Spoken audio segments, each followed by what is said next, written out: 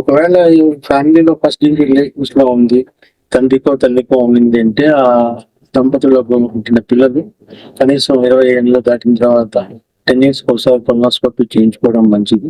ఇది ఒక స్క్రీనింగ్. అంటే ఫ్యామిలీ హిస్టరీ ఉన్న వాళ్ళలో ఫ్యామిలీ హిస్టరీ అనేది రిస్క్ ఫ్యాక్టర్ కాబట్టి ఈ హై రిస్క్ ఇండివిజువల్స్ అంటారు. వీళ్ళల్లో మనం గమనించాల్సింది అంటే స్టూల్ ఎగ్జామినేషన్, దీంట్లో అక్కడ blood and all that and కొన్ని తర్వాత అనీమియా ఏమన్నా ఉందా, రక్తం తక్కువ ఉండడానికి అనీమియా, తర్వాత కొలనోస్కోపీ ఒకటి చేసుకొని దాంట్లో ఏమైనా పాలిపోసిస్ అనేది వేరే ఏమైనా తేడా ఉందా పొలానికి కోసాలో దాంట్లో తెలుసుకోవడం, ఇటువంటి స్క్రీనింగ్ కిందకే వస్తాయి.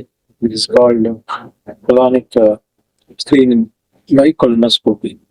దీంట్లో ఒకసారి వర్చువల్ కొలనోస్కోపీ కూడా ఉంటుంది, కొలనోగ్రఫీ లైక్ అది కూడా చేస్తారు. బట్ కొలనోస్కోపీ ఇస్ ఐడియల్ గా హై రిస్క్ ఇండివిజువల్స్ లో ఫ్యామిలీ హిస్టరీ ఉన్నప్పుడు వాళ్ళు 10 సంవత్సరాలకు ఒకసారి తప్పకుండా చేయించుకోవాలి.